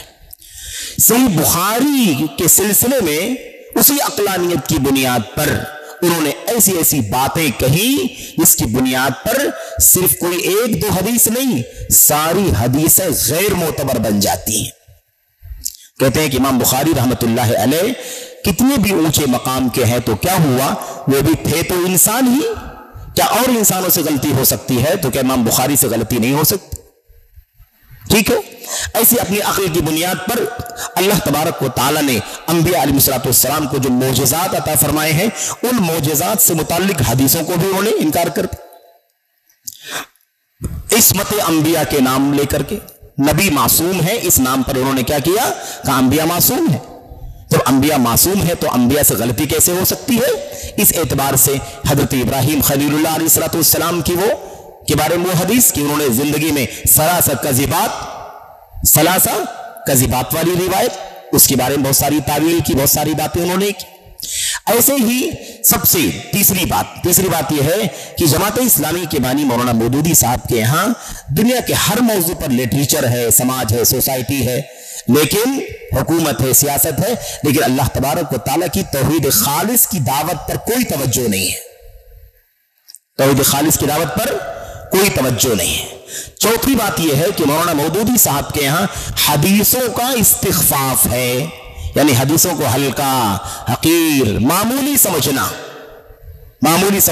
مثال کو تھوڑا داڑھی کے بارے میں کہتے ہیں، کسی کا یہ سمجھنا کہ داڑھی ویسے ہی رکھنا چاہیے جیسے اللہ کے نبی علیہ السلام داڑھی رکھتے تھے۔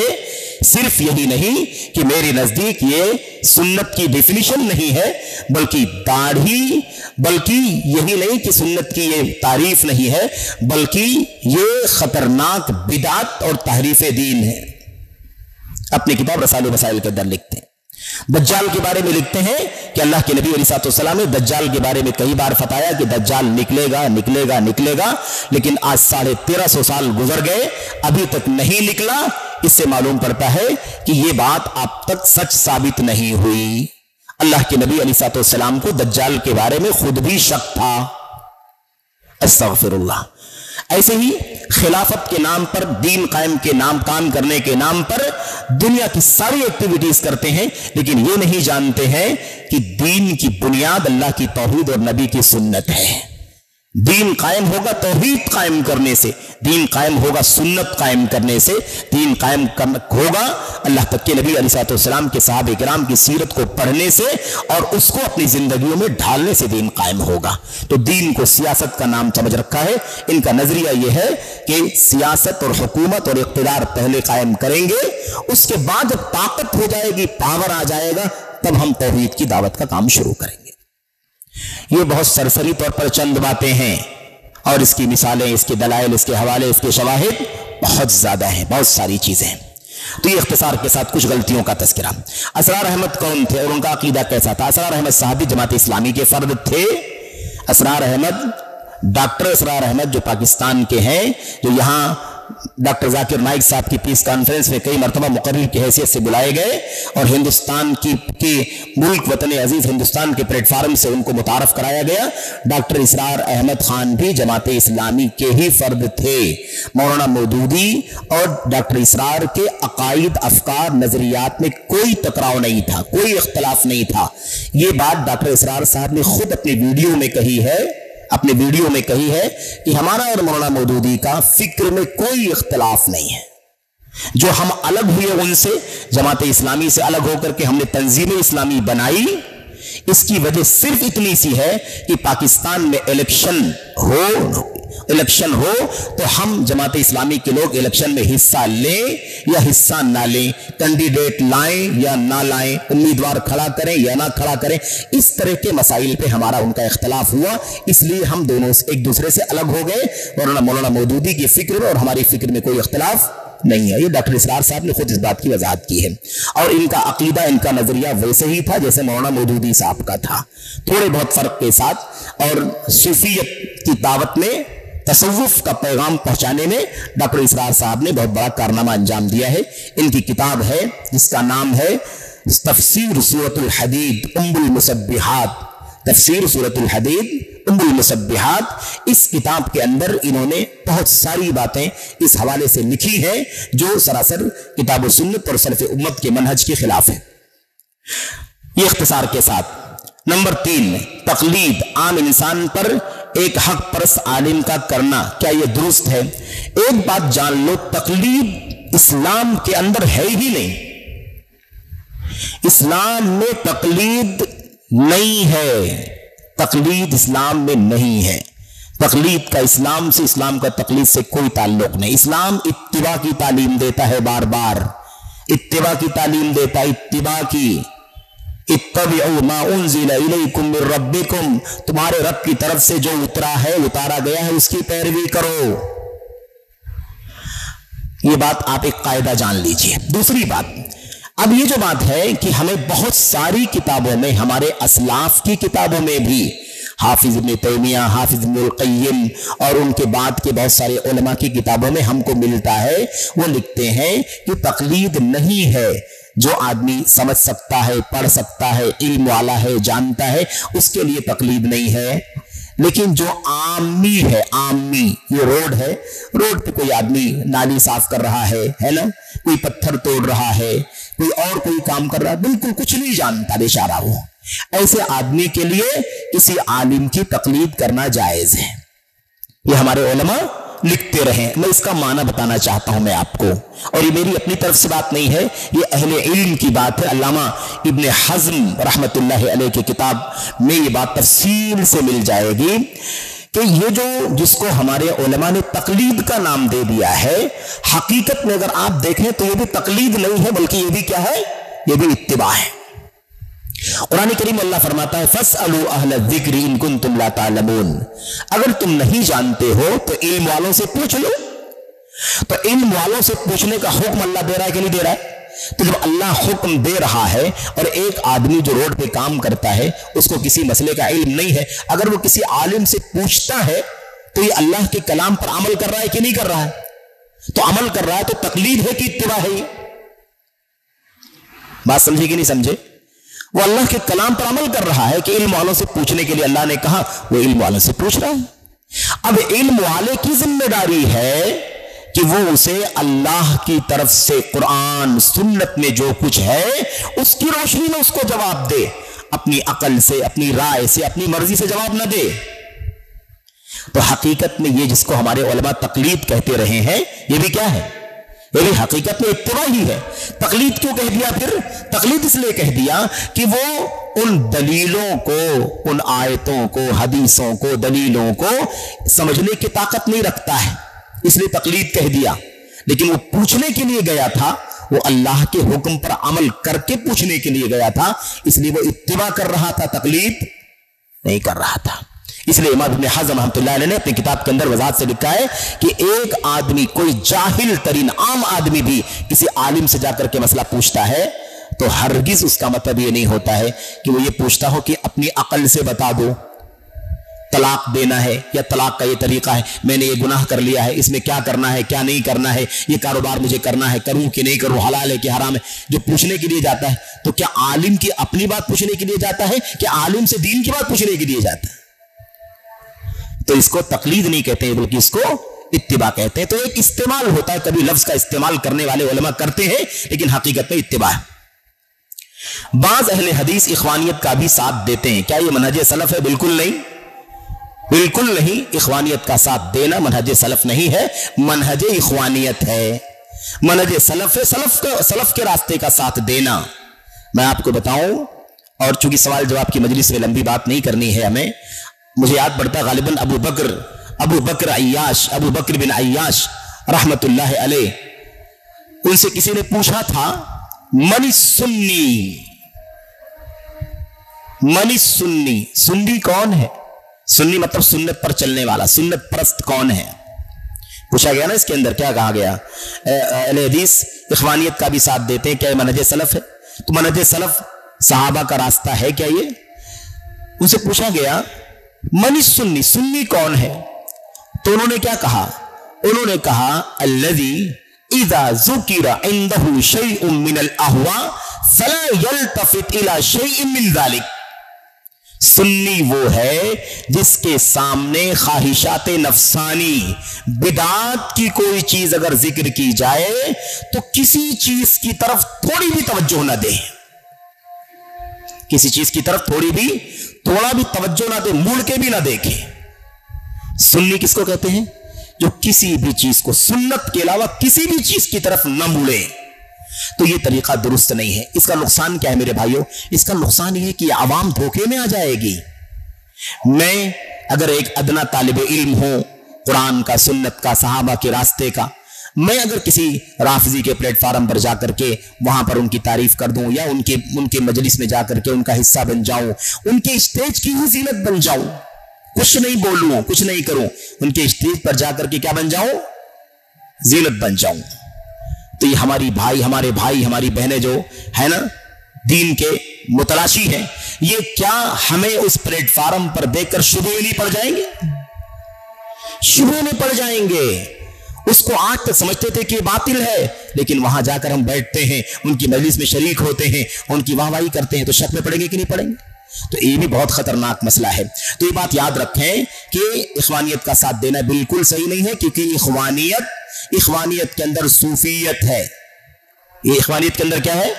اخوانیت کے اندر صوفیت ہے، اخوانیت کے اندر میلاد ہے جس کا تذکرہ بھی چل رہا تھا، اخوانیت کے اندر قبر پرستی ہے، قبروں کا مراقبہ ہے، گھنٹوں گھنٹوں پیدل چل کر کے اخوان المسلمون کے فاؤنڈر حسن بنا کئی گھنٹے پیدل چل کر کے مصر کے دمنہور میں بابا کے مزار پر جایا کرتے تھے، بابا کے مزار پر جایا کرتے تھے۔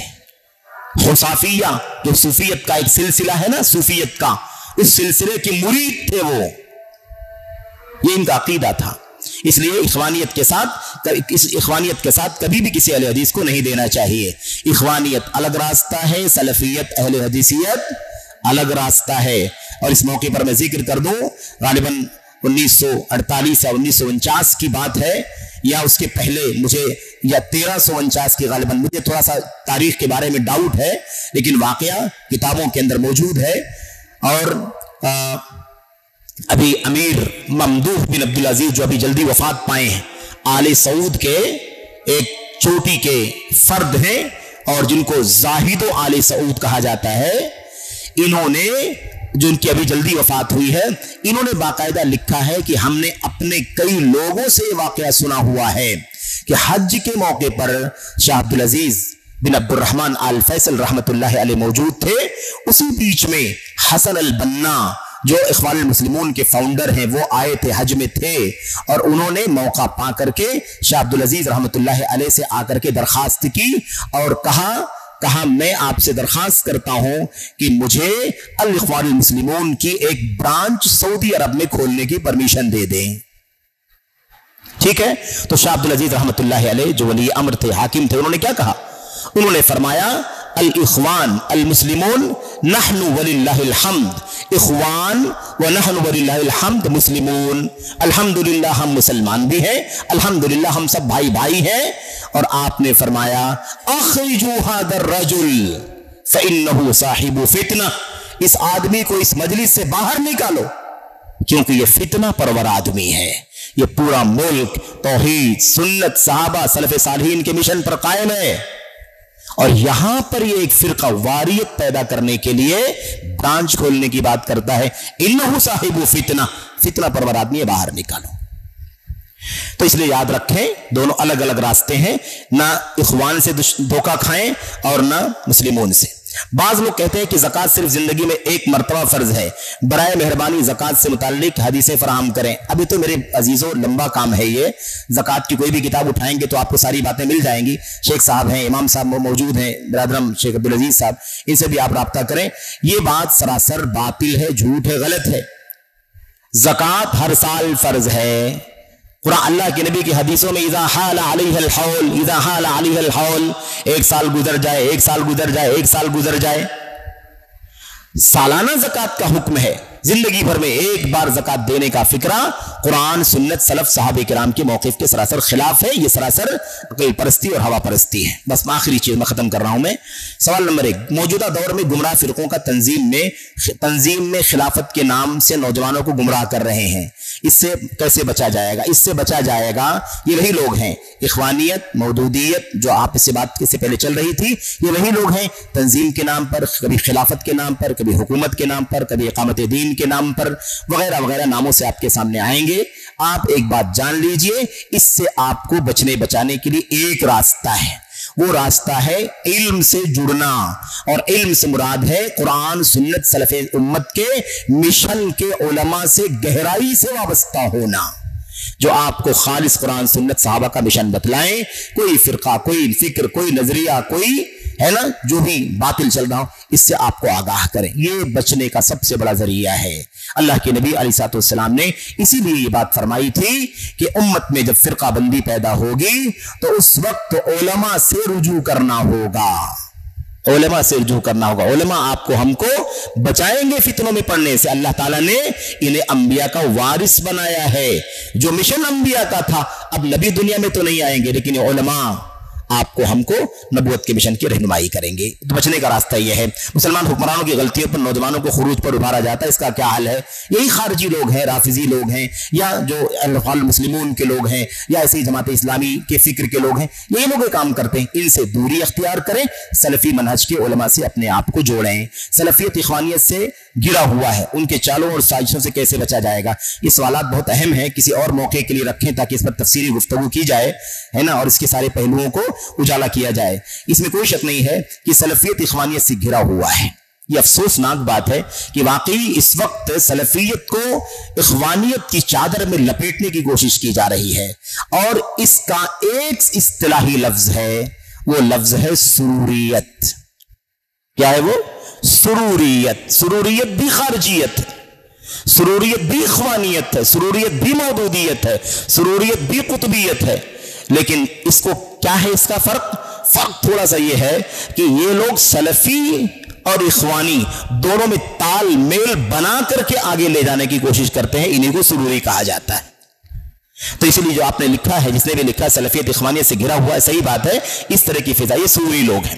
ان کے سازشوں سے بچنے کے لیے سلفیت کا مشن سلفی علماء سے سیکھیں اور جڑیں۔ منہج کی اہمیت اور اسے غفلت کرنے کا انجام یہی ہے، نولہ ما تولا۔ انجام کیا ہے؟ نولہ ما، دو انجام ہے، دنیا کا انجام اور آخرت کا انجام۔ دنیا کا انجام کیا ہے؟ نولہ ما تولا۔ کیا فرمایا اللہ تعالیٰ نے؟ وَيَتَّبِعْ غَيْرَ سَبِيلِ الْمُؤْمِنِينَ۔ مسلمانوں کے، مومنوں کے راستے کو چھوڑ کر دوسرے راستے کی پیروی، صحابہ کرام کے راستے کو چھوڑ کر فلاں فلاں فلاں فلاں فلاں راستے پر چلنا، اس کا انجام کیا ہوگا؟ نولہ ما تولا۔ جدھر مڑے گا ادھر ہی موڑ دیں گے۔ اس ادھر فرقے کی طرف مڑا، اللہ ادھر موڑ دے گا، ادھر مڑا ادھر موڑ دے گا، ادھر مڑا ادھر موڑ دے گا، وَنُصْلِهِ جہنم، اور آخرت میں جہنم۔ تو دنیا میں جہاں بھٹکنا چاہے گا اللہ چھوڑ دے گا، رافضی ہونا چاہتا ہو جائے، خارجی ہونا چاہتا ہو جائے، صوفی ہونا چاہتا ہو جائے، اور عقل پرست ہونا چاہتا ہو جائے، اللہ موڑ دے گا، اور آخرت میں خطرناک انجام ہے۔ آخری بات، جدید زمانے میں اور آج کے دور میں برادر کا علم سیکھنا، بدر سے علم سیکھنا اور فتویٰ دینا اور سلف کا طریقہ علم حاصل کرنا، یہ اس وقت کے فتنوں میں سے ایک فتنہ ہے۔ علم اہل علم سے حاصل کرو۔ ایک کام قاعدہ ہے بھائی، وائرنگ کا کام ایکسپرٹ وائر مین سے کراتے ہو، فرنیچر کا کام ایکسپرٹ کارپینٹر سے کراتے ہو، ہے کہ نہیں، اور بلڈنگ کا کام اچھے ایکسپرٹ آرکیٹیکٹ کو دیتے ہو، ایسے ہی، اور بہت مطلب یہ مثال سمجھانے کے لیے ہے، ورنہ دین اور عقیدے کے معاملے میں دنیا کی مثال دینا بھی دین کی تنخیص ہے، لیکن سمجھانے کے لیے بات کہی جا رہی ہے۔ اس لیے اللہ واسطے دین کا علم دین کے ایکسپرٹ سے سیکھو، اور باریکی میں جاؤ، دین میں عقیدے کا علم عقیدے کے ایکسپرٹ سے سیکھو، منہج کا علم منہج کے ایکسپرٹ سے سیکھو، فقہ کے مسائل کا علم فقہ کے ماہرین سے سیکھو، تاریخ کا علم تاریخ کے ایکسپرٹ سے سیکھو، فرائض کا علم فرائض کے ایکسپرٹ سے سیکھو، جیسا کہ اللہ کے نبی علیہ السلام نے اپنی حدیثوں میں اس کی رہنمائی فرمائی ہے۔ یہ آخری بات ہے، بالکل آخری بات، آخری سوال ایک یہ ہے، وطن پرستی نیشنلزم اسلام کی نظر میں کیا ہے؟ اسلام کی نظر میں نیشنلزم یہ ہے کہ اللہ تبارک و تعالیٰ کے دین پر مسلمان قائم رہے، دنیا میں کسی بھی نیشن کا، کسی بھی نیشنل، کہیں کا بھی نیشنل ہو، ہے نا، قومی آدمی ہو، چاہے قوم ہند ہو، قوم پاکستان ہو، قوم عرب ہو، قوم عجم ہو، قوم یورپ، کوئی بھی دنیا میں کہیں بھی رہتا ہو، کسی بھی ملک میں، وطن میں، دین سب سے پہلے ہے، دین سب سے پہلے۔ ہم کہیں بھی رہیں گے اپنے عقیدے سے سمجھوتا نہیں کریں گے۔ یہ دھرتی اللہ کی ہے، یہ آسمان اللہ کا ہے، یہ اللہ نے دنیا اس لیے بنائی تاکہ اللہ کی دھرتی پر، اللہ کے آسمان تلے توحید کا پرچم لہرائے۔ آخری دین قرآن کریم کا دین ہے، نبی کی سنت کا دین ہے، یہ اس دنیا کے اندر آباد ہو، اسی دین پر ہمیں قائم رہنا ہے۔ اس کا سب سے پہلے خیال کرنا ضروری ہے، اس کو آپ ڈیمیج نہ ہونے دیں، اور پھر کسی ملک اور کسی قانون کو آپ فالو کریں، کوئی حرج کی بات نہیں۔ جب تک کہ آپ کا دین نہ جائے، آپ کا عقیدہ نہ جائے، تب تک آپ فالو کریں۔ اب مثال کے طور پر آج عقیدے کا مسئلہ ہی چل رہا ہے، ہم اپنے اس ملک میں، وطن میں، جو ہمارا وطن ہے، پیارا وطن ہے، عزیز وطن ہے، ہم سے ایک بہت گہرا ربط ضبط اور محبت ہے اس وطن سے، ہے کہ نہیں؟ لیکن آج حالت کچھ ایسی بنائی جا رہی ہے کہ مسلمانوں کے عقیدے کو، ان کے ایمان کو، ان کی توحید کو کیا کر دیا جائے؟ برباد کر دیا جائے۔ مسلمانوں کو سمجھنے کی ضرورت ہے، وطن سے محبت، اس کے آئین قانون کو فالو کرنا اپنی جگہ پر، اس سے بغاوت نہ کریں، دشمنی نہ کریں، عناد نہ کریں، لیکن اللہ کی توحید کو، نبی کی سنت کو، دین کو کبھی ضائع ना होने दें। हम मुल्क के कानून को जो मानते हैं, मुल्क का कानून समझ करके मानते हैं, कुरान और सुन्नत समझ करके नहीं मानते। बहुत सारे लोग इतराज करते हैं ना, वमन लम यहकुम बिमा अंज़लल्लाह फउलाइका हुमुल काफिरून अज़्ज़ालिमून अल-फासिकून। जो लोग अल्लाह ताला के उतारे हुए फरमान से फैसला नहीं करते वो काफिर हैं, फासिक हैं, जालिम हैं। तो आप लोग हिंदुस्तान का कानून क्यों मानते हो? उनको बताओ, हम इस मुल्क में रहते हैं, हमारा वतन है, हर मुल्क में जहां भी इंसान रहता है वहां का कानून फॉलो करता है। हम यहाँ का कानून इसलिए मानते हैं कि इस मुल्क का कानून है, हम इसको दीन और अकीदा समझ करके नहीं मानते। हम वफादार शहरी हैं। अल्लाह से दुआ है कि अल्लाह ताला हम सबों को अमल की तौफीक अता फरमाए। ये छोटी सी मजलिस थी, शेख मोहतरम नाज़िम मोहतरम तशरीफ़ फरमा है, अमीर मोहतरम भी मजलिस में तशरीफ़ ला चुके हैं। मैं एक अदना तालिब इल्म हूँ। जो भी टूटी फूटी बातें आपके सामने कही गई हैं, इसमें जो कुछ हक है, दुरुस्त है, वो अल्लाह ताला की तरफ से है, अल्लाह के फजल का हिस्सा है। जो कुछ गलत है, बातिल है और बेबुनियाद है, वो सब मेरी तरफ से है, शैतान की तरफ से है। मैं अल्लाह तबारक व तआला से तौबा करता हूँ, इस्तिग़फ़ार करता हूँ। अल्लाह ताला हम सबको हक जानने की, हक पर अमल करने की, हक पर साबित कदम रहने की और हक की दावत देने की तौफीक अता फरमाए। आमीन या रब्बल आलमीन। व सल्लल्लाहु वसल्लम व बारक अला नबीना मुहम्मद व अला आलिहि व सहबिहि अजमईन। अस्सलामु अलैकुम व रहमतुल्लाहि व बरकातहू।